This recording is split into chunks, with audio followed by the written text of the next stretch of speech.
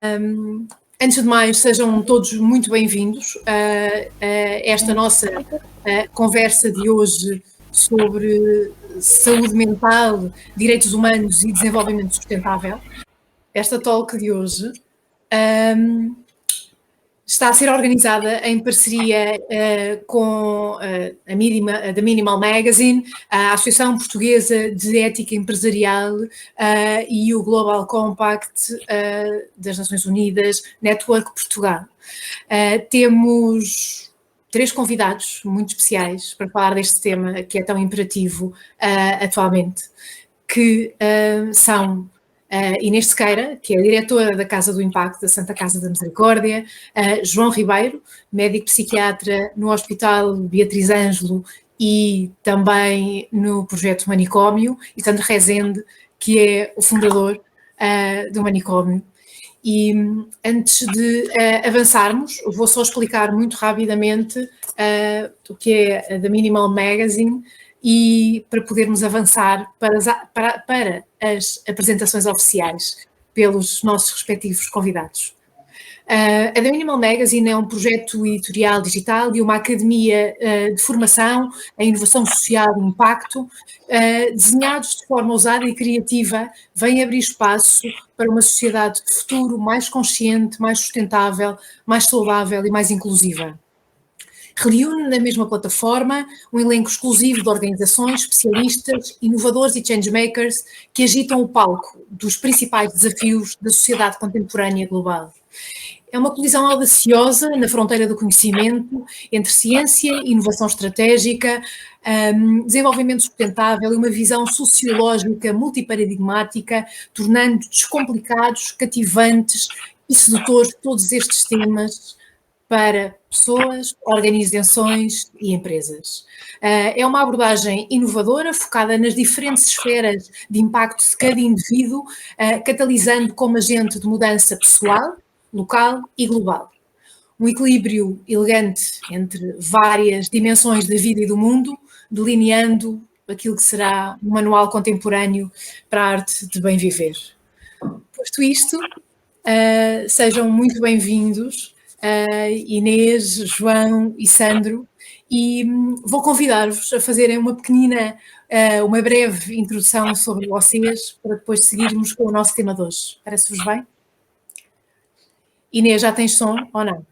Ok, então vamos a isso. João, bom dia, bem-vindo. Olá, bom dia. Então, eu chamo João, sou psiquiatra, sou doutorado em Ciências Cognitivas e trabalho primariamente no contexto de recuperação psiquiátrica no do Hospital Beatriz Ângelo. E trabalho também no Manicômio, neste projeto que o Sandro me convidou para fazer consultas sem paredes, que são consultas de psiquiatria e de psicologia, temos também uma equipa, que acontecem num open space, num espaço muito agradável para retirar o estigma, retirar as paredes e retirar o estigma de falar sobre o sofrimento, sobre a saúde mental. E atualmente também desenvolvo projetos na área da psicoterapia assistida por psicadélicos, onde estamos a implementar psicoterapia assistida por ketamina no Hospital Beatriz Ângelo. E para já chega da apresentação. Muito obrigada, João. Obrigada por teres aceitado este convite. Sandro, bom dia, bem-vindo. Olá, bom dia a todos. João, Diana, Inês, ainda não está. Bom, sou um dos responsáveis do Manicômio. O Manicômio é uma equipa, né? São muita gente que trabalha dentro do Manicômio e todos faz sentido que isso assim aconteça. Sou de Belas Artes, não tenho nada a ver com saúde, trabalho há 22 anos, Jesus, há 22 anos no Júlio de Matos, comecei a fazer todo o trabalho artístico dentro do Júlio de Matos, as exposições, teatro, arte bruta, arte pública também fizemos muito. E agora há coisa de 2, 3 anos, temos o nosso Manicômio, que é um projeto completamente que rasga um bocadinho com a funcionalidade da saúde mental em Portugal, né, e também com a doença mental em Portugal. Trabalhamos muito a identidade da pessoa, quem é a pessoa, e logicamente o seu valor enquanto artista ou enquanto pessoa que tem e que quer desenvolver. e depois, por fim, ao fazer isso, nós comentamos também a trabalhar a doença. Fazemos muito mais do que isso, né? Porque além de todas as exposições, de ter um ateliê aberto, alguns doentes têm contratos de trabalho, a nossa forma de falar, de estar. Quando passa um avião. A forma como conseguimos olhar para a saúde mental e para a doença mental de uma forma muito autêntica e honesta, sem grande estigma, permite-nos crescer bastante nessa área, né? Pronto, além das paredes das consultas onde está o João, tem tido um resultado incrível, o João saberá isso melhor do que eu. Também a nossa filosofia também propagar às empresas, propagar às marcas, propagar a outros projetos sociais, até estamos agora a trabalhar também com a ONU e com a OMS, no lado dos direitos humanos, também nesta área. Portanto, é um trabalho em projeto e isto só faz sentido com aquela equipa toda está a gerir, e quando digo equipa, está tudo incluído. Toda a equipa. É uma equipa só, portanto, os artistas, os técnicos funcionam como uma equipa só e só assim faz sentido. Boa, muito obrigada, Sandro. Perdemos a Inês, objetivamente.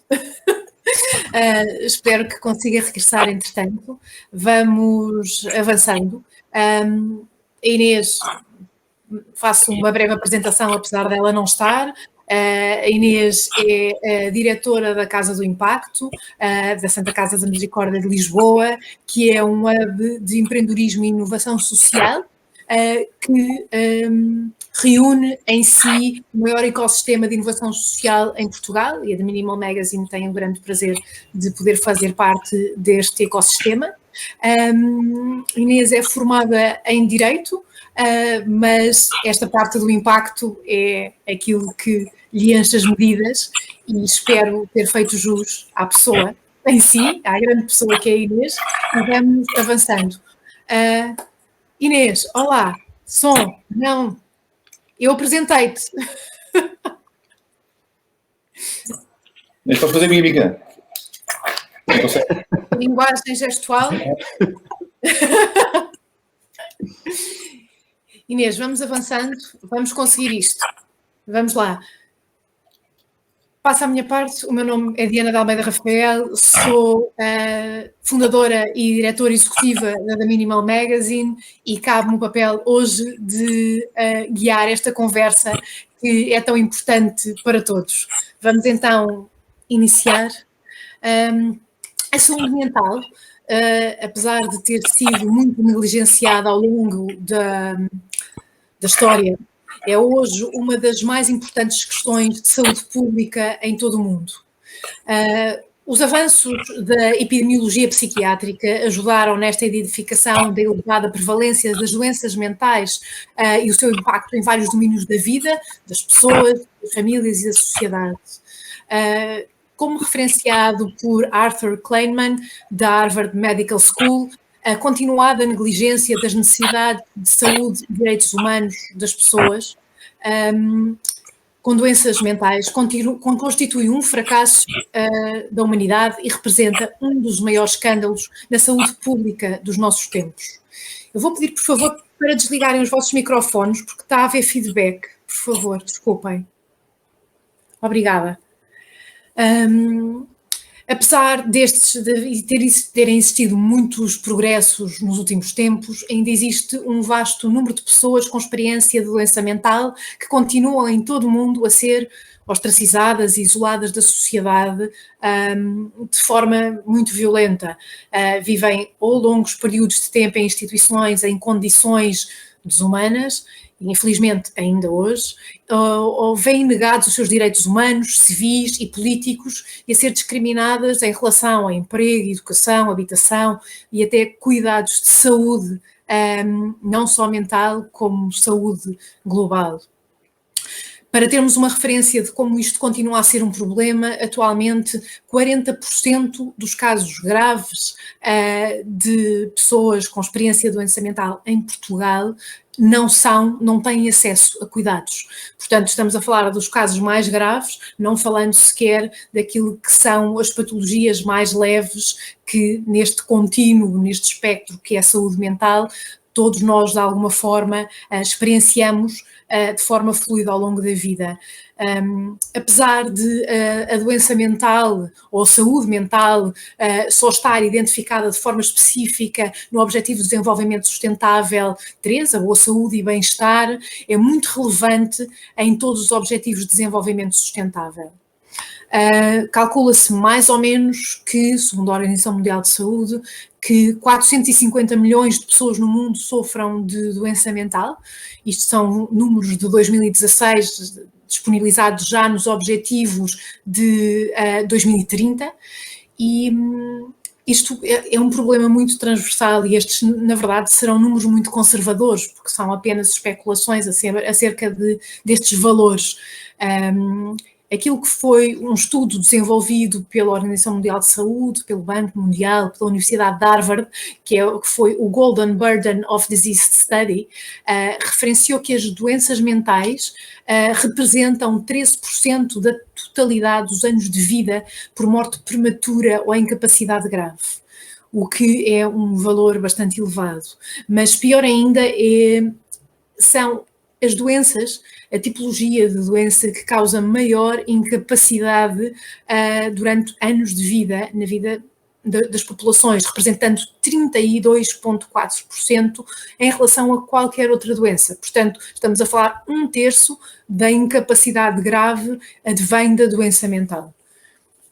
Tudo isto são problemas que têm uma necessidade muito grande de serem falados e abordados e tratados e de uma forma muito direcionada e muito justa e muito clara e de forma muito firme.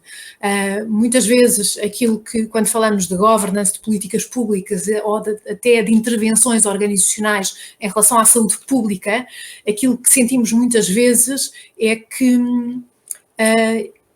um dos fatores estruturais nestes processos é quanto é que isso vai custar, ou os valores económicos e financeiros associados. E numa estimativa, precisamente pelo Banco Mundial, o custo da doença mental na economia mundial entre 2011 e 2030 aponta mais ou menos para um custo de 16 trilhões de dólares a nível global, o que representa mais do que todos os custos associados do cancro, diabetes e de todas as doenças respiratórias juntas. É enorme e muitas vezes desvalorizado ainda ou não abordado da forma que deveria. Para além disso, do ponto de vista mais corporativo, tem um impacto muito grande nas empresas. Harvard, em 2011, referenciou que a falta de descanso e a falta de preocupação com a saúde mental, saúde física e o bem-estar das equipas representa anualmente para as empresas uma média de perda de 63,2 bilhões por ano, o que é imenso. Ainda assim, com todos estes problemas, ainda vemos muitas lacunas e muitas falhas ao longo deste processo. Por exemplo, em 2021, portanto, este ano de pandemia, em que todos estes temas estiveram muito mais na baila, naquilo que foi o nosso orçamento de Estado, tivemos um investimento de 19 milhões na saúde mental em Portugal, o que representa 0,01% do orçamento de Estado, o que é praticamente zero. Posto isto, é importante referenciar que existem também, dentro deste espectro que é a saúde mental, algo que faz parte da vida da maior parte de nós, no dia-a-dia, e que tem impacto na forma como nos sentimos, no nosso bem-estar, e que nos abala a estrutura de alguma forma. E um problema que nós consideramos muito importante na Minimal Magazine é a instrumentalização da retórica sobre a saúde mental. Porque temos que falamos nela, sim, a saúde mental é muito importante, mas muitas vezes é utilizada só como social washing ou health washing. E isso é um problema fundamental, porque sim, a saúde mental, ou a promoção, ou a preservação da saúde mental é muito importante, mas continuamos a romantizar o stress, a hustle culture e aquela sexiness do over-delivery, quase uma competição de maus hábitos dentro dos setores organizacionais, o que leva a uma cultura do descartável, é que empurramos toda a gente até ao limite, quando não dá mais, é substituída, causa objetivamente problemas como o presentismo ou o absentismo, de forma muito dominante, e depois temos todos os conceitos desconexos pelos quais nos guiamos e nos comparamos, altamente ampliado pelas redes sociais, e esta demonização das emoções, das fraquezas, das sensações, seja porque nós devemos ter, seja por uma hiperpositividade tóxica, pela ditadura da felicidade, ou a felicidade como um bem transacionável, é um problema que tem que ser abordado e que tem que ser contornado de alguma forma, precisamente para começarmos a quebrar os estigmas e a desmistificar todas estas dimensões que são tão importantes na saúde mental.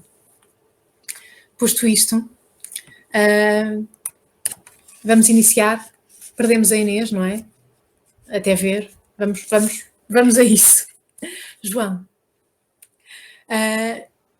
numa sociedade em que a alta performance e o hustle culture, muitas vezes rasante à desconexão emocional, social e humana, é amplamente incentivada e até celebrada, quais são os principais impactos na saúde mental local e global que, na vossa opinião, resultam da disfuncionalidade deste modus operandi?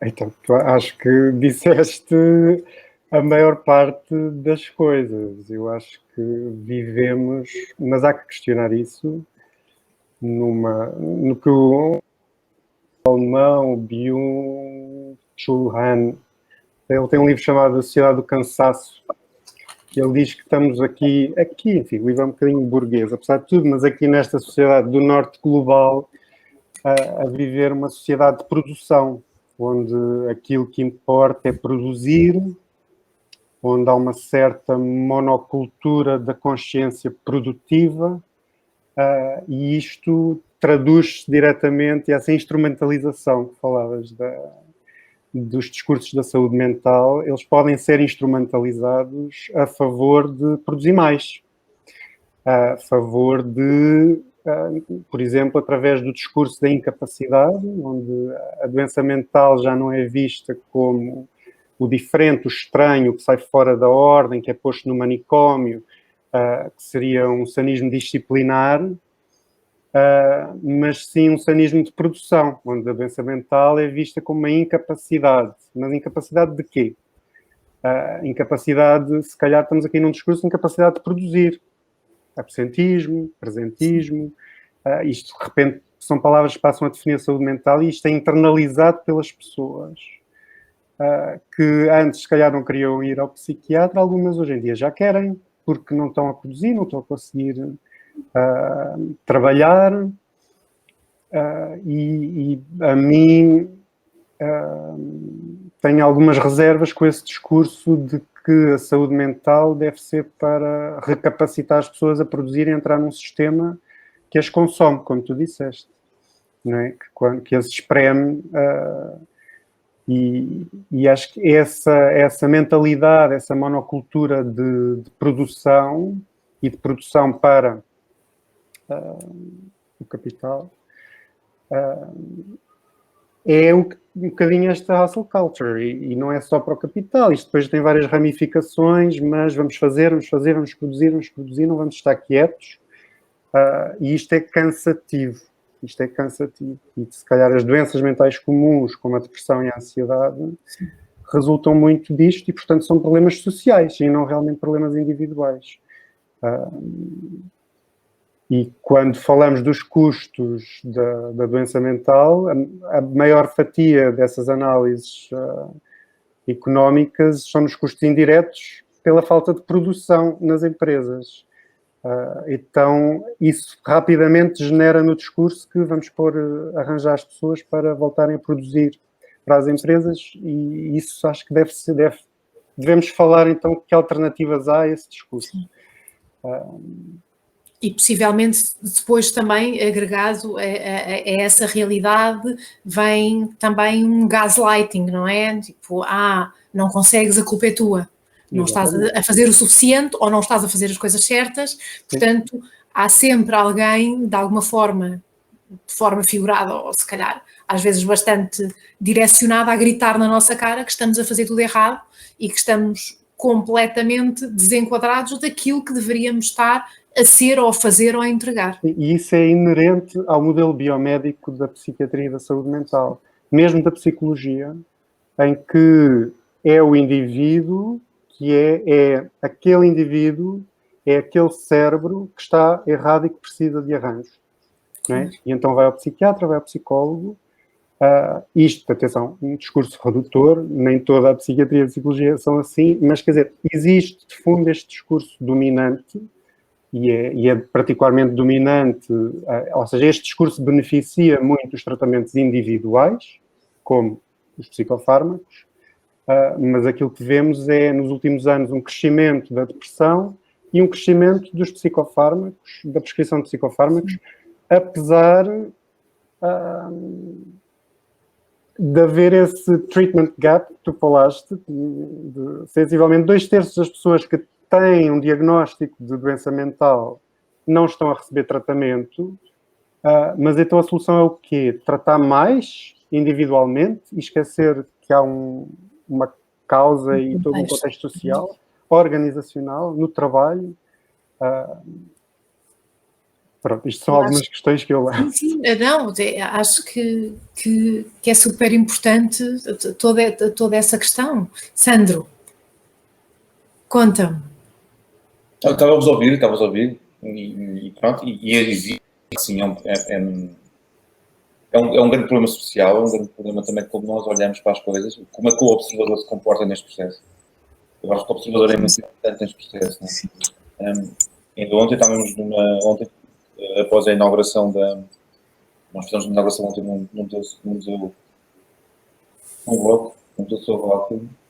e o observador não conseguia descontar a arte da doença mental ali presente.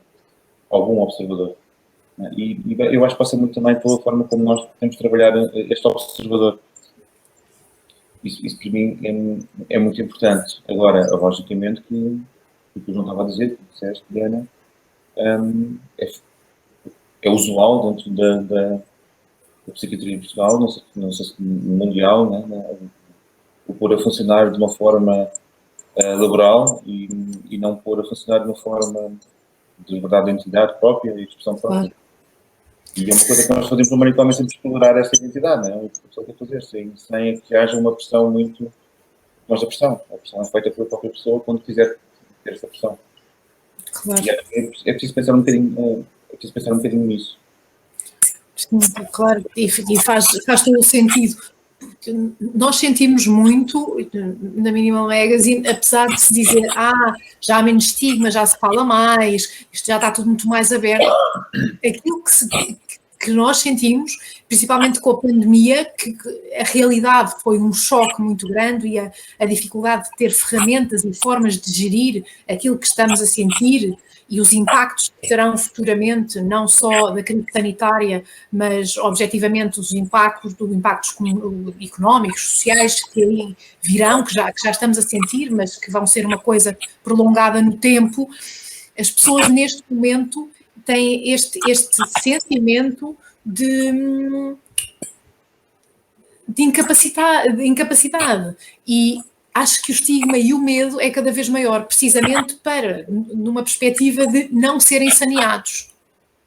Porque se eu admito que tenho aqui alguma fragilidade, ponho-me numa situação vulnerável e o mais certo é eu poder não ter capacidade de encaixe ou a percepção dos outros ser que eu não tenho capacidade de encaixe. E eu acho que isto é um problema fundamental na sociedade hoje em dia. E lá está, a instrumentalização da própria retórica, não é? Sobre o assunto. Falamos, é tudo muito bonito, a saúde mental é um problema grande, mas a mim nunca me aconteceu. Nunca. A mim nunca me aconteceu. Nunca ninguém teve um bocadinho de ansiedade. Não, precisamente porque existem estes muros de percepção do próprio funcionamento da sociedade. São as barreiras invisíveis, não é?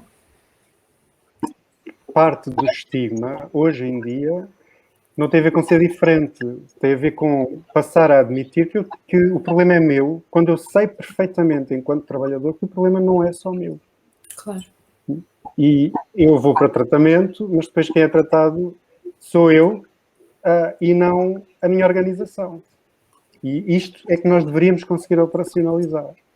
Como tratar uma organização que está doente, entre aspas, para puxar a retórica da saúde, que não tem necessariamente que ser assim, mas, quer dizer, eu passo por isto enquanto psiquiatra muitas vezes, de ter pessoas que estão com quadros depressivos e ansiosos muito relacionados com o trabalho e, quando melhoram, o regresso ao trabalho é um problema. Pois. Não há uma reorganização do trabalho. Claro. Ontem li num estudo muito recente que saiu da Universidade do Sul da Austrália, que foi publicado no British Medical Journal, que ambientes corporativos, organizacionais da empresa de trabalho tóxicos aumentam em 300% o potencial de depressão grave nos funcionários, nas equipas. Isto é absurdo.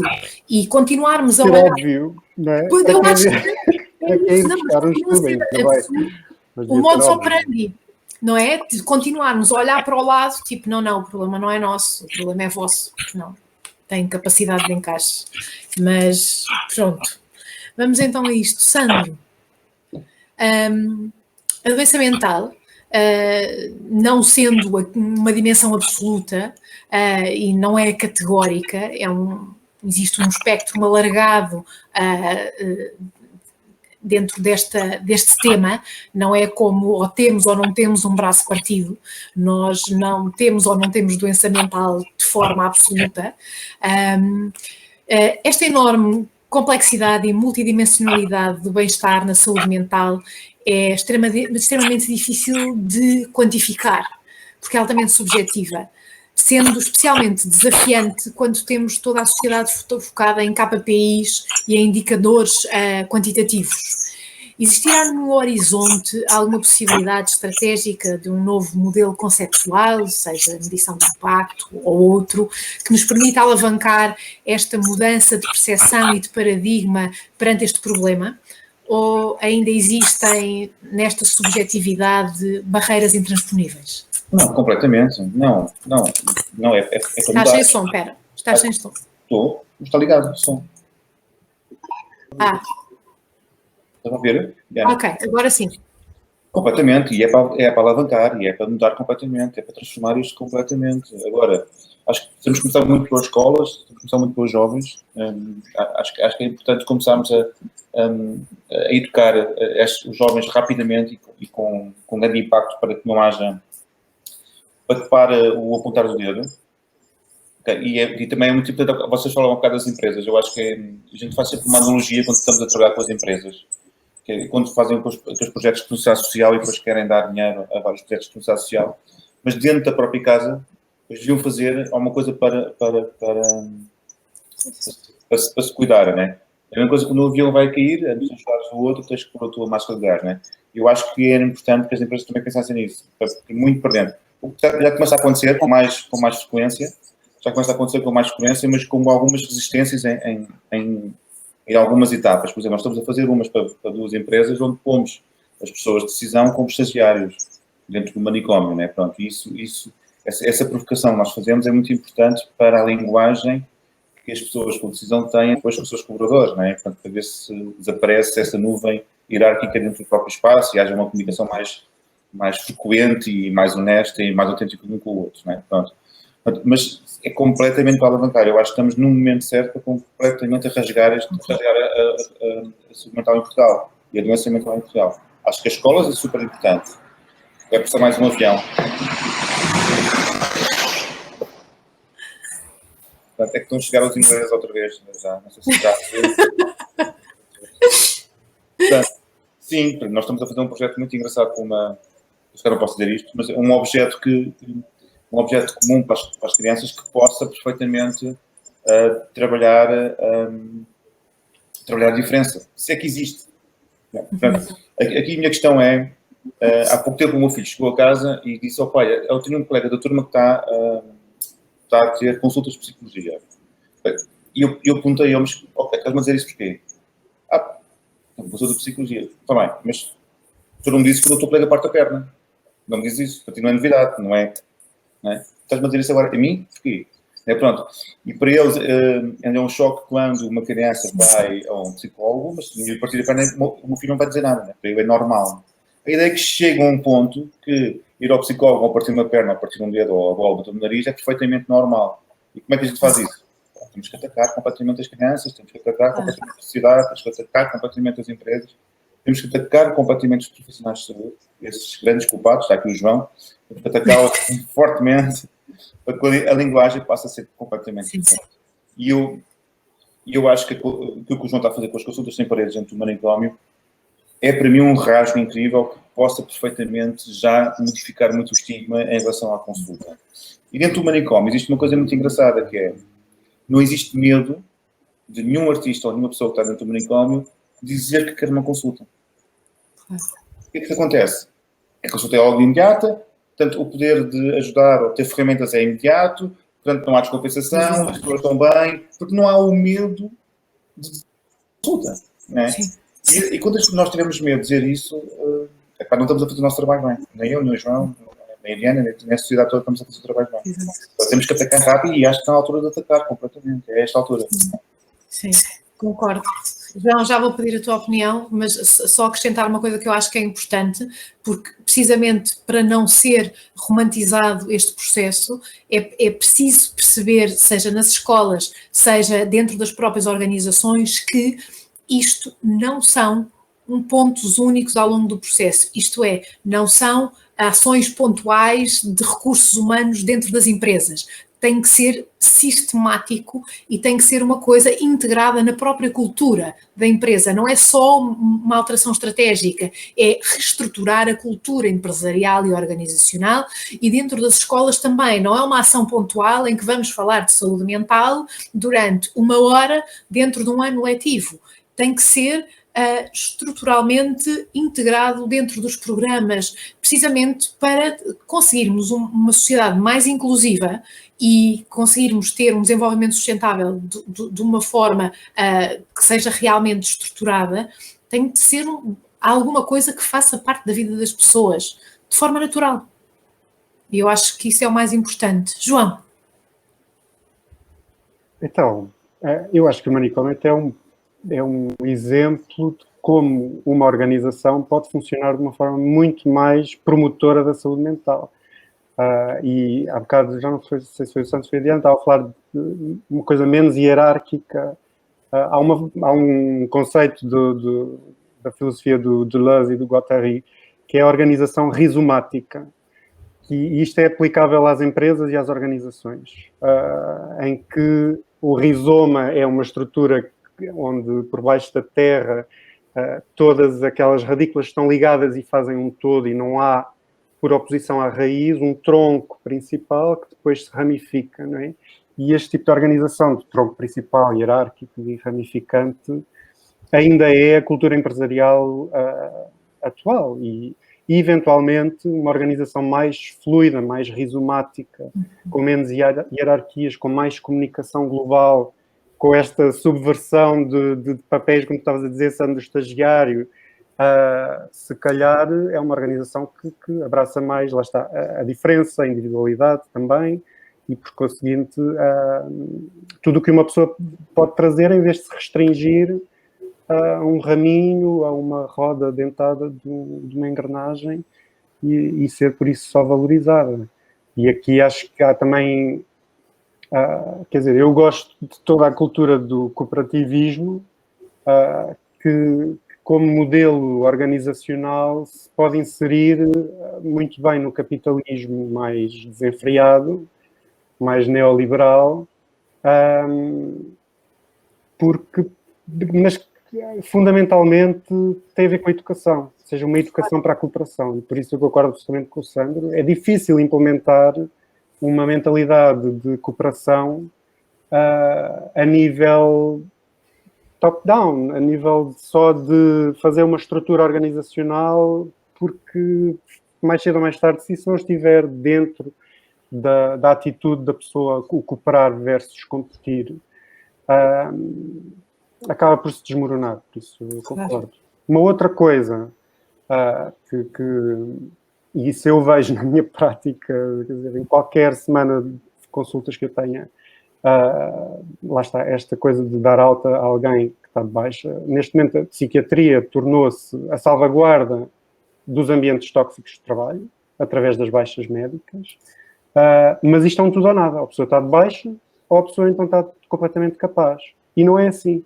E felizmente eu acho que a medicina do trabalho está a evoluir e está cada vez mais presente e tem que estar muito mais sensibilizada e ter muito mais poder, se calhar, nesta fase. Antes da educação nas escolas conseguir traduzir-se a qualquer coisa na organização do tecido social e empresarial, a medicina do trabalho deveria ter um papel muito mais ativo na orientação para mudanças no local de trabalho, para, enfim, um reingresso suave, progressivo, e eventualmente ter gabinetes ou uma valência própria para esse tipo de situações, como passo intermédio.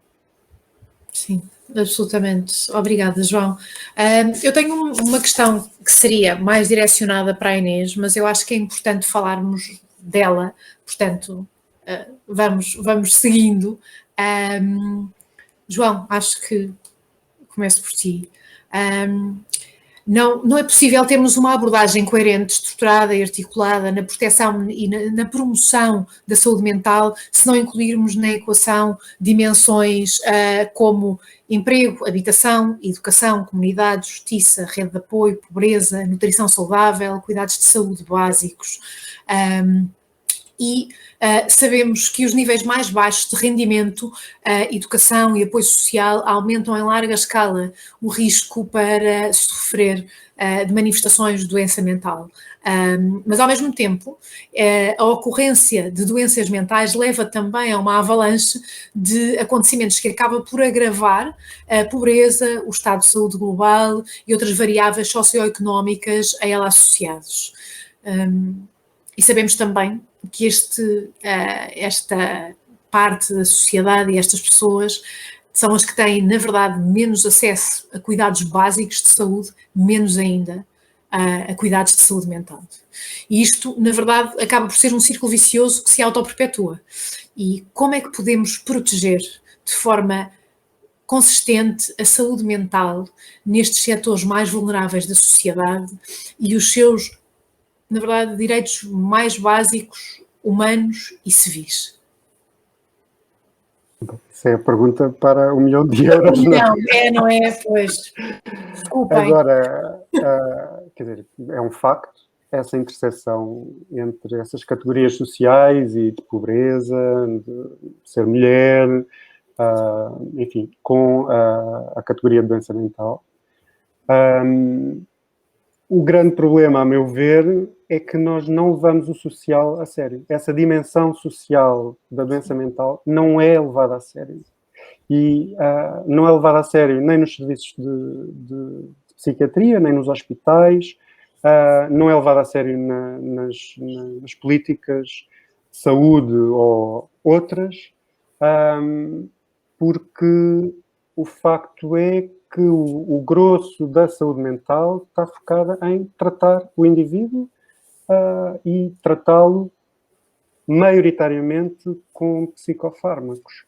Então, o que é que seria levar a sério a dimensão social? Quer dizer, há dimensões que são levadas a sério. Por exemplo, as relações interpessoais. Isso é qualquer coisa que é levada a sério.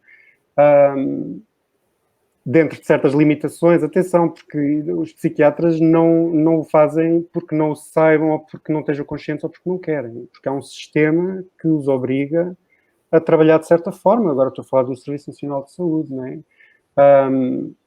Enfim, as relações interpessoais, sim, são tendencialmente levadas a sério. Há alguma mudança de paradigma e Portugal, apesar de tudo, tem investido enquanto ideologia na psiquiatria comunitária, e então há aí uma dimensão social de chegar às pessoas. Há investigação nos determinantes sociais da doença mental, ok, mas levar o social a sério também é ligar aos padrões sociais enraizados, como, por exemplo, o machismo, como, por exemplo, esta individualização que está ligada à produção. E se isso não for transformado, vamos estar a perpetuar o problema. Enfim, há uma outra dimensão mais da psiquiatria crítica, do levar a sério social, que tem a ver com a linguagem, não é? E esta linguagem biomédica, e as pessoas não se identificam com ela, porque ao fim e ao cabo é o sofrimento delas. Mas, fundamentalmente, nós não levamos o social a sério. Talvez, se calhar, o maior exemplo de ter começado a levar o social a sério tem a ver com a violência doméstica, que antes de ser levado a sério eram depressões que apareciam nas consultas de psiquiatria, mulheres deprimidas, onde finalmente se levantou essa causalidade, e não só causalidade, a linguagem, você não está deprimida, você está a ser vítima de violência doméstica. Fundamentalmente, também pode estar deprimida, mas fundamentalmente, se calhar. E então, onde é que se intervém? Intervém-se em associações de proteção da vítima, intervém-se em... Quer dizer, muito seriamente, aí levou-se o social a sério. Acho que para mim é o melhor exemplo do que seria levar o social a sério. E isto deve ser transposto para outras categorias que não só, enfim, do patriarcado e do machismo. Uma das coisas, acho que um dos exemplos em relação àquilo que tu disseste e que me ficou bastante marcado foi o exemplo de uma mulher sozinha, mãe solteira, que vive nos arredores de uma grande cidade e que tem que trabalhar 1 ou 2 trabalhos para conseguir sustentar os filhos, tipo, de uma classe bastante baixa, e que se vê sozinha, não é? Com toda esta responsabilidade, tem mais de 300 vezes a possibilidade de criar uma depressão grave. E como é que damos resposta a esta pessoa? É com fármacos, é com psicoterapia, ou se calhar o mais fundamental seria haver apoio para o dia-a-dia, o acesso a frutas e legumes, a uma nutrição estável e saudável para ela e para os filhos, a possibilidade de haver um apoio de um transporte escolar seguro, porque ela não pode estar em 1000 sítios em simultâneo, haver um grupo comunitário de apoio que pudesse falar, conversar, sentir que não está sozinha neste problema, eventualmente a possibilidade desta própria comunidade poder receber as crianças de forma segura na altura em que ela tem que estar a correr pela vida e a trabalhar 700 trabalhos para os mínimos olímpicos, não é?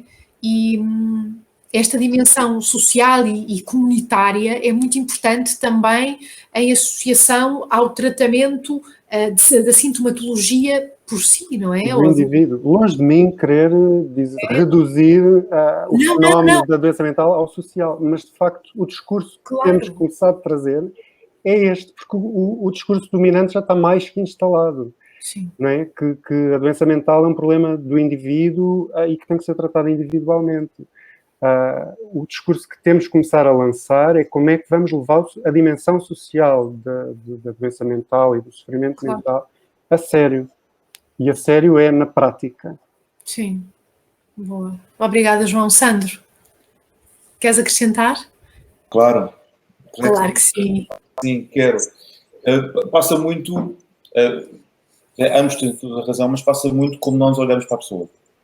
Eu acho que, mais uma vez, isto não é nenhum ataque aos técnicos de saúde, não é nada disso, mas eu acho que não podemos olhar para a pessoa só pelo problema que essa pessoa tem. Acho que se tudo passar no lado social e no lado vivencial constante, se nós olharmos para a pessoa que aquilo é e não com o problema que a pessoa tem, e não ser uma pessoa pobre, e temos que olhar para ela como uma pessoa pobre que vive nos arredores de Lisboa, e se nós olharmos para isso e tudo à volta olhasse assim, não havia esta questão daquela senhora que o João estava a falar. Teria um emprego com um ordenado justo, com certeza, viveria perto de Lisboa ou no centro de Lisboa com uma renda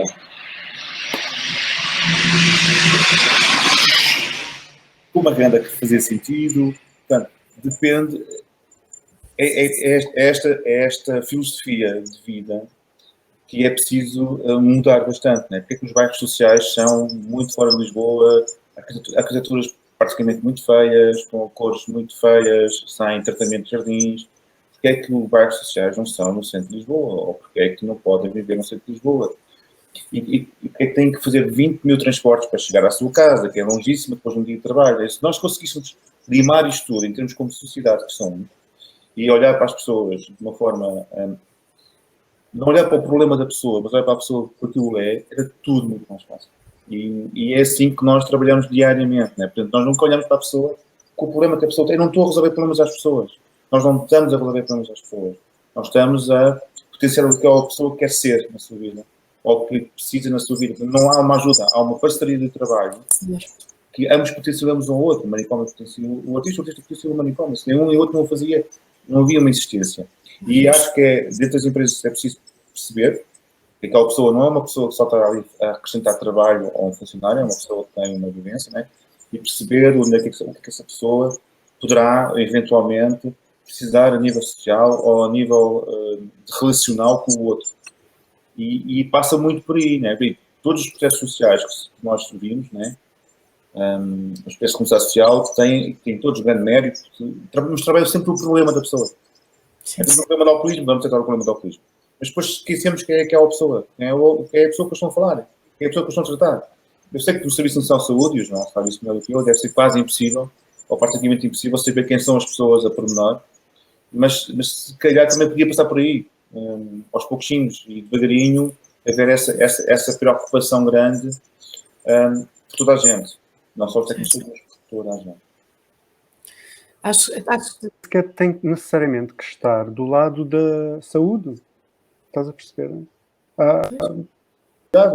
Pode haver estruturas na sociedade, na comunidade, que façam isso.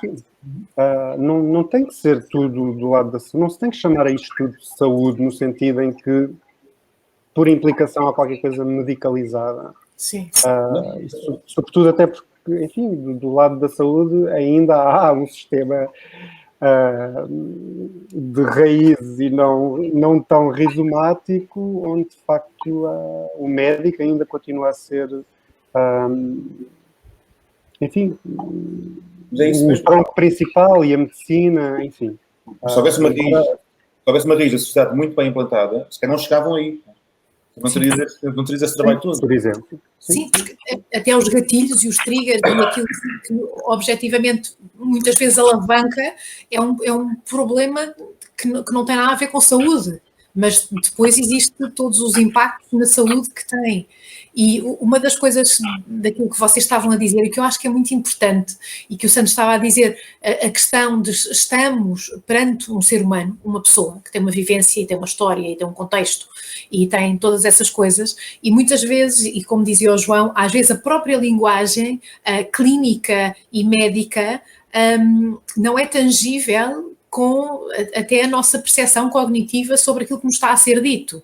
E principalmente quando, de alguma forma, e eu acho que isto em qualquer dimensão da saúde, sempre que nos está a ser diagnosticado alguma coisa e que estamos a levar com um rótulo, seja do que for, até a nossa percepção cognitiva muda. Até podemos ter pessoas que percebem imenso daquilo, mas do ponto de vista emocional, quando recebemos algum diagnóstico, não é?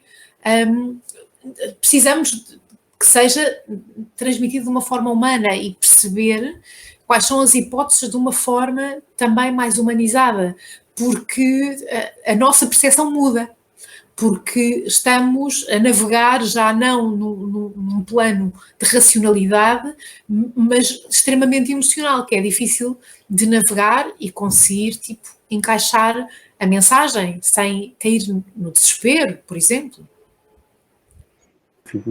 Não se pode cair em generalizações e Sim. os psiquiatras que eu conheço são pessoas muito humanas. Sim, não estou a falar sequer só da psiquiatria, estou a falar da abordagem de... Mas no meu entender, como eu pessoalmente transmito os diagnósticos ou a linguagem mais médica, é sempre no pressuposto que pode haver vários discursos e é aceitável para a pessoa ter o seu próprio discurso e quando tenho que usar essa linguagem, faço de forma a que a pessoa possa traduzir isso para a sua vida, na sua própria linguagem. Enfim, aceitar que há várias linguagens, se calhar mais do que ter uma linguagem única ou ir procurar uma linguagem única, sobretudo permitir a aceitação de várias, da coexistência na ecologia de discursos e de narrativas sobre o sofrimento mental e sobre, enfim, a capacidade também das pessoas. Claro. Obrigada, João. Sandro, falando-se aqui um bocadinho no seguimento, pegando naquilo que estávamos a dizer e que tu estavas a dizer, a saúde mental não pode ser e não está cristalizada numa única dimensão, nem ancorada numa única especialidade clínica ou outra, ou espartilhada precisamente num diagnóstico ou numa sintomatologia que se tratamos o sintoma e a coisa fica resolvida. Normalmente tem um espectro muito mais alargado. E aquilo que eu sinto é que temos um modelo de fragmentação, quase de territorialidade identitária polarizada entre profissionais. E eu vejo isto muitas vezes, seja biomédico, bioquímico, farmacológico, psicológico, social, comunitário, tudo é colocado em caixinhas e muito pouco articulado. E, inclusivamente, chego a sentir algum clash entre as próprias especialidades. Ai, não, porque isso é a responsabilidade minha, da neurologia. Não, que é minha, da psiquiatria. Não, que é minha, da psicologia. Malta, tipo, articular. Esta polarização e esta fragmentação, eu acho que é um dos maiores bloqueios a uma visão mais ampla sobre a pessoa e sobre a patologia em si. Como é que podemos capacitar e envolver de forma ativa estes diferentes players para esta responsabilidade partilhada e conjunta de ação sistémica que deve ser integrada? Na verdade, como é que podemos derrubar estes muros? Sandro, é contigo. Sandro? Estamos a perder o Sandro. João? É assim, está muito desafiado do ponto de vista técnico hoje. É verdade. Apesar de tudo, quer dizer, do que eu conheço do meu trabalho clínico, não, enfim, pode haver alguma polarização, mas há fundamentalmente grande cooperação dentro pelo menos dentro dos serviços de psiquiatria, entre vários técnicos, e aí, apesar de tudo, por exemplo, fiz o meu internato no Hospital Amadora Sintra, há uma grande cooperação entre os vários técnicos e as várias especialidades. Acho que é um grande exemplo disso. E mesmo por fora, porque é um hospital que tem, felizmente, e de facto foi pioneiro na psiquiatria comunitária e, portanto, tínhamos só no nosso serviço 4 assistentes sociais e elas articulavam bastante também com as estruturas da comunidade. Nesse sentido, até há bastante cooperação e não polarização, pelo menos lá dentro. como é que podemos, qual era a pergunta? Era como é que envolver os vários atores sociais, era isso? Exatamente, como é que podemos criar, na verdade, sistemas que sejam mais articulados e que não sejam, até muitas vezes, e não só no Sistema Nacional de Saúde, chutar de uns para os outros. Não é bem a minha coisa, ou é a minha área, e chutamos para o outro. E depois não há articulação na abordagem entre as próprias especialidades, não só clínicas, estamos a falar também social, comunitária, e porque imagino que medicar alguém que tenha uma depressão num contexto terrífico, em que nenhum dos problemas tem um fim à vista, não há luz ao fundo do túnel, estamos só a empurrar com a barriga um problema. Eu vou dar uma resposta muito pragmática e muito clássica, na verdade. Quer dizer, todos os esforços que os serviços de psiquiatria fazem para articular com estruturas, né? E há vários modelos de prestação de cuidados de saúde mental, uns mais de prestação direta, o técnico vê aquela pessoa, ou mais de task shifting e de consultoria, mas pronto, tudo isso requer tempo, reuniões, e é coisa que não existe. Pois. É coisa que realmente não existe. Também não se pode fazer omeletes sem ovos, eu tenho que dizer isso. Claro. Não, isso é o que se tem que dizer objetivamente. Eu sei que... Podemos inovar muito em termos de sistemas e de criatividade dos sistemas, mas se não houver recursos humanos, não dá. Agora, pronto, agora, inovar em termos de sistemas também é possível e ainda é possível, sem sombra de dúvida. Eu acho que a ideia de que a doença mental e o sofrimento mental são qualquer coisa pública, coletiva, é uma ideia que pode ajudar à criação de novos sistemas, como, por exemplo, o manicômio, onde vamos lançar cá para fora que estas pessoas têm experiência de doença mental, é ok, e vamos fazer coisas. E, naturalmente, dado que de repente tem uma dimensão pública, as pessoas que têm capacidades para fazer coisas e querem fazer coisas, fazem, e a doença mental está naturalmente, e o sofrimento estão naturalmente interligados àquilo que as pessoas fazem. E passa a ser uma coisa visível, e passa a ser uma coisa que se pode falar, e eu acho que isso permite criar pontos e criar novos sistemas onde, dado que a doença mental é também qualquer coisa que está no discurso, vão ser sistemas e organizações e produções que vão ter isso em conta. Mas é uma coisa muito de fundo, sabe? Sim, não, mas isso seria a visão ideal de como todas as coisas deveriam funcionar, não só na saúde mental, mas em vários setores da nossa sociedade. Sandro, não ouviste a pergunta, não? Não ouvi, peço desculpa. Mas... Não faz mal, mas pronto, conseguimos-te de volta, ao contrário da Inês, conseguimos-te de volta. Aquilo que eu tinha perguntado, e na verdade, inicialmente a pergunta seria para ti, o João já deu a visão dele, que tem que ver com a doença mental, ou a saúde mental não está cristalizada numa única especialidade, numa única dimensão, e existe alguma fragmentação das diversas áreas de especialidade, em que muitas vezes o confronto é quase como de território, isto é, seja na área biomédica, na área farmacológica, comunitária, social, psicológica, e às vezes o grande gap é na dificuldade de criar articulação sistemática e colaborativa nas diferentes áreas. Como é que podemos ajudar a articular estas diferentes áreas de forma convergente para dar uma resposta mais eficiente na saúde mental? Eu sei que algum manicômio faz, portanto... Não vai seguir, mas nós podemos criar um Tinder entre instituições todas, que todos nós comunicamos com os outros, coisas que corriam muito mais fácil, é tudo muito mais rápido. Isso é uma ideia ótima. Uma plataforma que todos pudéssemos falar e comunicar de uma forma muito direta. Porque eu também trabalho no Júlio de Matos e eu recebo pedidos do Júlio de Matos para o manicômio. Como se dentro do manicômio, no qual eu também trabalho, não houvesse uma resposta manicômio, ou mais ou menos parecido dentro do manicômio, né? Pronto.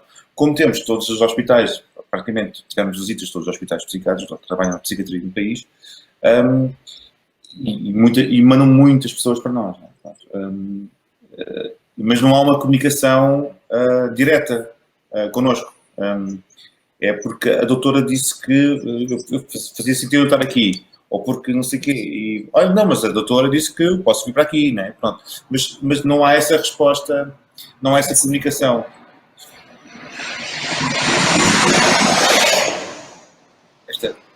Esta pausa expressiva é bom, sim. Portanto, não existe essa comunicação. Existe uma grande preocupação do nosso lado.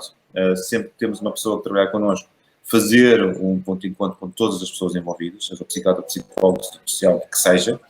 Isso existe sempre dentro do manicômio, essa preocupação, como é óbvio, mas já é numa terceira fase, né? A primeira fase é sempre a arte, a pessoa, por aí fora, e depois temos essa preocupação até por uma questão de aqui, precisamente, de saúde mental, né?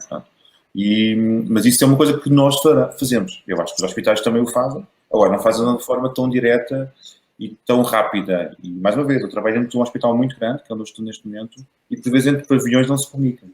Estamos a falar de andar 5 minutos ao lado. Não é bom para ninguém, nem para a estrutura, nem para as pessoas que cá estão, nem para os familiares que vêm cá ver, não é bom para ninguém. Portanto, eu sugiro um Tinder de saúde mental, eu acho que era perfeito. Acho uma ótima ideia, e é precisamente a ideia que está tudo em caixinhas, e as caixinhas não estão articuladas e, na verdade, o objetivo é tirar tudo das caixas, baralhar e voltar a dar com soluções diferentes, como um Tinder, entre todos os players dentro da saúde mental. Sandro, pergunto também uma coisa, e João, que para uma construção de uma sociedade de futuro que seja mais justa, inclusiva e sustentável do ponto de vista social, económico, cultural, ambiental, como é que idealizam um novo paradigma na promoção da saúde mental? Como é que podemos tornar isto real e acessível a todos e não só para alguns?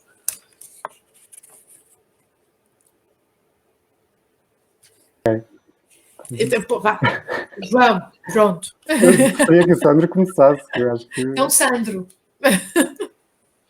Como é que conseguimos mais acessível? Isto pode ser no campo mesmo, não só da visão, mas daquilo que vocês gostariam que acontecesse. Pode roçar ali o borderline com a ilusão, está tranquilo, porque é essas visões disruptivas que ajudam a alavancar coisas como o Tinder. Nós agora criámos um projeto novo, não é bem um projeto, é um espaço incrível de recuperação para a saúde mental e para a doença mental, ou então só para descansar, ou só para estar, ou só para perceber por si próprio o que é na vida, um espaço que reflete muito aquilo que os nossos ideais enquanto comunicação, enquanto diálogo, enquanto forma de se trabalhar. Não, infelizmente, não os ideais do que deveria ser uma coisa dada para todos, mas temos a esperança que daqui a um ano, provado que este projeto funcione, poderemos levar ao Estado e ser uma coisa aberta para toda a gente. Eu acho que cada vez mais que se faz os projetos grandes, temos que pensar na dimensão do que é para todos. Como é que nós podemos inserir o todos neste projeto? E, por exemplo, o manicômio é para todos, não é? Quer dizer, eu espero que todos os projetos que nós precisamos agora a criar sejamos sempre para todos. Agora, de uma forma completamente paradisíaca, passa um bocadinho também pela sociedade, não é? Pela parte como é que nós também trabalhamos o ambiente, trabalhamos um com o outro, trabalhamos o respeito do outro. Eu acho que as redes sociais vêm dar cabo desta porcaria toda, que aquilo é um expurgo de ódio que sai cá para fora com uma violência terrível, anónima, escondida, e que não funciona, né? Não funciona. Eu acho que podia-se limar um bocadinho tudo, para termos uma cidade, não digo perfeita, mas também não é bom, mas algo que funcione muito bem. E eu espero que este espaço que nós estamos a criar seja um pequeno passo para que isso aconteça. Mais uma vez, um espaço onde os direitos humanos são muito importantes, são mais do que a saúde mental, ou de igualdade com a saúde mental dentro do processo. E para o espaço, o João sabe o que é um internamento compulsivo, ou um internamento dentro de um hospital público, por vezes é muito violento, às vezes é uma grande agressividade à própria pessoa. E esta resposta que nós criamos agora é uma resposta, apesar de não ter internamento compulsivo, mas tem uma grande preocupação no direito da pessoa enquanto pessoa, não só enquanto doente, ou não enquanto doente, mas enquanto pessoa. E eu acho que era um bocadinho por aí. João. Estou a ver como só me ocorrem, na verdade, grandes ideias. Se calhar uma das que eu gostava de falar é passarmos a ter uma pluricultura de consciência versus uma monocultura em que só são permitidos e valorizados certos modos de estar consciente e de agir no mundo, né? O modo da produtividade, do pensamento racional, e se calhar se nós, enquanto sociedade, conseguirmos permitir outros estados de consciência, outros modos, e isso, enfim, ser ok, e podermos escolher até, há estados que não são bons e que não queremos ter, mas tudo isso ser pelo menos aceito e trabalhado dentro de qualquer organização, contexto, permitir um modo de descanso, permitir um modo de criatividade, permitir um modo de... Enfim, vários modos, sobretudo essa diversidade. Depois, a comunidade, sentido de comunidade, de cooperação, que lá está, também é algo cultural, mas que é possível, caramba, é possível numa empresa, e aí já depende bastante dos líderes, dos decisores, a conseguir fomentar esse modo de cooperação. E outra, foi uma coisa que o Sandro disse, que é olhar não só para a parte negativa, para a doença, para o sofrimento, a incapacidade, para o sintoma, mas para a capacidade das pessoas, e se calhar poder fazer com que o processo de promoção da saúde mental e de cura ou de recuperação seja no contexto da pessoa estar a fazer qualquer coisa pela positiva, qualquer coisa criativa, produzir até. Eu não sou contra a produção, sou contra a produção desenfreada que anula a pessoa. No contexto da produção, como o manicômio faz, onde tem artistas, de facto o que eles fazem é produzir arte, mas que isso esteja completamente entrelaçado com ultrapassar a doença mental, há um equilíbrio entre o que é o positivo, o fomentar o positivo e o, enfim, transformar o negativo, digamos assim. São três coisas que eu gostaria de ver numa sociedade. Bom. Obrigada, João. Obrigada, Sandro. Diana, achas que posso pessoal que claro. Além do Tinder? Claro, com certeza.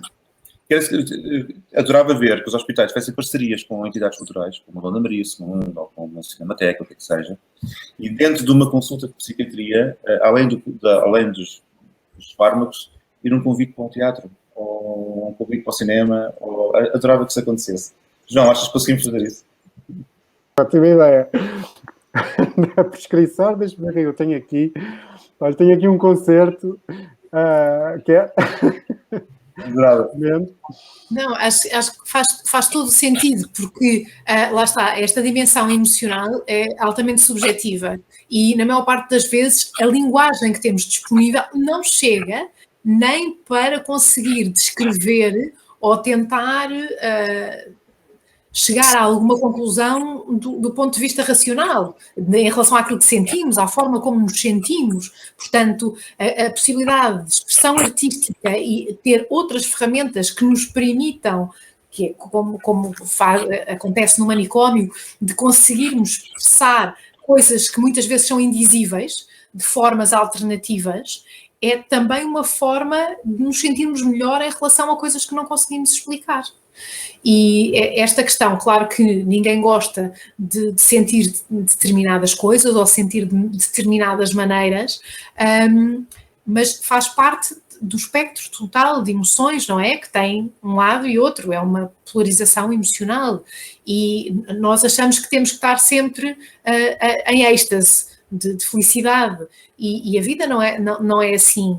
Esta questão da normalização de estados emocionais distópicos, não é? E que é muito importante, e o facto de não estarmos cristalizados naquilo que é o carimbo do estigma de um diagnóstico e ser só um lado negativo, nós conseguimos transformar isso noutra coisa e sermos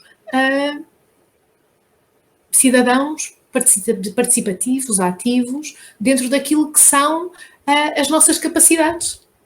E isto em todas as dimensões, na doença mental, inclusivamente em pessoas portadoras de deficiência física ou de deficiência mental profunda. Haver uma normalização de tudo isto e perceber que uma sociedade com mais equidade tem que ver com a nossa capacidade de entrega ao nível que é o nosso, não é? Não somos todos iguais, não somos todos... não, do ponto de vista da personalidade e, como dizia o João, da capacidade de podermos ser quem somos e não nos tentarmos tabelar por um modus operandi que é suposto termos todos normalizado em sociedade. Eu acho que isso é um grande sofrimento e, como dizia o Sandro, as redes sociais vêm minar tudo isto de uma forma muito, muito clara, porque estamos a comparar as nossas internalidades com a fantasia de externalidades construídas como um cenário, não é? E depois o pior, mesmo acredito que as pessoas com boa vontade, até alguns ativistas, é tudo tão violento, é tudo tão dedo na cara, que estamos a fazer sempre tudo mal, que ficamos bloqueados na ação. E isso é perpetuar este problema de mal-estar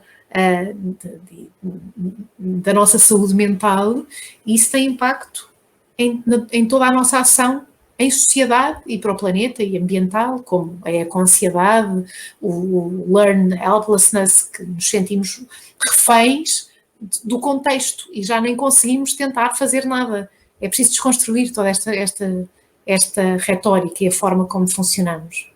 Verdade? Sobre o ativismo, apesar de tudo, concordo que há sentimentos que estão associados à política e não se devem dissociar, na verdade, as emoções políticas, e diria que, em geral, não é produtivo politicamente a emoção do ódio. Tomara conseguíssemos ter outro tipo de emoções associadas ao ativismo, sim. É o que me ocorre dizer. Sim. De compaixão, mas também de luta. Claro, não é essa a questão, é só mesmo o que muitas vezes sentimos, que nunca vamos conseguir chegar a determinado nível de perfeição na área que for, porque ninguém sofre dessa enorme tragédia, que é a perfeição. E muitas vezes isso limita-nos até no processo de crescimento e de mudança dentro daquilo que é a nossa identidade. A política de todas seria possivelmente a apatia, não é? Sim. Sandro, alguma coisa a acrescentar? Não tem razão, a apatia. Sim, mas eu acrescento que as falsas vidas que se cria nas redes sociais são graves. A pressão social para ser alguém que não é dramático. Já há bocado estava a falar que é o expurgar de violência, aquele catarse, não é? Sim. Para mim também é super dramático. E acho que se devia fazer qualquer coisa ali nesse sentido. Mas isso também vem da sociedade, vem de um desgaste grande também da sociedade, vem de uma falta de querer mais a não conseguir, vem de várias coisas, não é? mas depois Sim. se transforma naquela brutalidade que é as redes. Sim, sem dúvida. Sandro, Força. como é que conseguimos dissolver este estigma da doença mental e os preconceitos subjacentes nos mais diversos contextos, não é? Para que, na verdade, apesar deste discurso sobre saúde mental estar mais democratizado, estamos ainda longe da real inclusão e odeio a palavra tolerância, portanto vamos falar desta normalização, que é o que temos explorado e vocês exploram diariamente no vosso trabalho, para que não exista esta discriminação nem pela positiva nem pela negativa, e aqui entre sanismo, capacitismo e por aí fora há muitas dimensões. Como é que podemos ajudar nesta dissolução? Eu acho que foi isto que o meu pregado é fazer. Acho que temos que fazer muito. Temos que fazer constantemente e acho que falar sobre isto também já há um bocadinho, às vezes já cansa. Temos que fazer projetos que sejam muito fortes, fazer... É mais do que um projeto, é projeto de vida, certo? Tu tens que haver mais, tem que haver 40 mil manicômios, tem que haver projetos completamente diferenciadores, que façam todos os dias e constantemente, das 9 às 5, como se costuma dizer, constantemente. Eu acho que é aqui, e temos que ser brutos a fazer, tem que ser uma vontade incrível de fazer, não é? Aquele caminho de pé posto que está às vezes nas ervas, que não é um caminho, e depois cria-se esse caminho. Sim. O caminho é pisado, e fica um caminho oficial. É isso que tem que ser.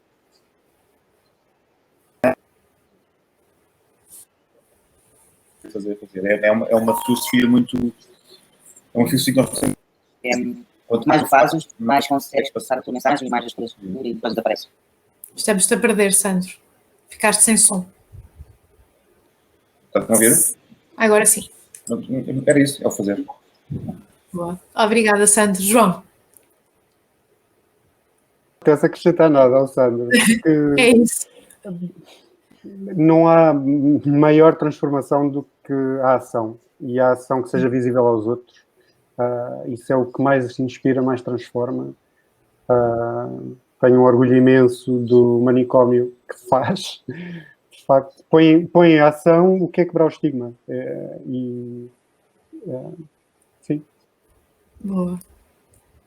Muito obrigada aos dois e por terem aceitado este convite e terem partilhado este momento connosco. É para nós também uma honra ter-vos connosco e ter o Sandro parte do The Minimal Council e que seja sempre um caminho construtivo em conjunto. Um bocadinho em tom de conclusão, a existência de ligações muito íntimas entre a saúde mental e a maioria das questões fundamentais inerentes ao desenvolvimento sustentável, e aqui vamos desde o crescimento económico à educação de qualidade, passando por desigualdades, injustiças e fraturas sociais, ao trabalho digno e às diversas dimensões das alterações climáticas, está hoje amplamente comprovado. No entanto, ainda estamos muito longe de uma resposta eficiente e de uma solução sustentável para a saúde mental para todos. As pessoas que sofrem de experiências de doença mental estão entre as que têm maior possibilidade de serem excluídas das intervenções de desenvolvimento, e é muito importante mudar isso, e continuam a ser um dos grupos com menos voz e muitas vezes mais medo de defender os seus direitos. O que nos remete, mais uma vez, para a profunda questão dos direitos humanos. Na verdade, não há fora, todas estas e muitas outras dimensões são interligadas, não podem ser tratadas exclusivamente de forma autónoma e longe daquilo que é a demagogia, as ações de relações públicas e do tom enraizado social washing ou health washing, é preciso ultrapassar esta barreira do estigma, do medo e das máscaras sociais. É um trabalho que será sempre intersectorial e articulado entre muitos players sociais e organizações e governamentais. As grandes revoluções não se resumem a um único momento apoteótico, mas sim a um culminar de todas as pequenas e grandes decisões tomadas nessa direção. é uma responsabilidade partilhada e na saúde mental todos fazemos parte da equação, tanto do problema como da solução. Não existem vidas descartáveis e que este seja o estado da arte num futuro muito próximo para todos. Muito obrigada aos nossos convidados por terem vindo. Obrigada a todos os que estão a assistir a esta nossa talk e esperemos que possamos fazer muitas mais e que, passo a passo, consigamos mudar o paradigma da saúde mental, não só nacional como global. Boa. Boa. Obrigada. Obrigado. Até breve. Bom fim de semana. Cuidem-se, saúde e até breve. Obrigada. Até breve.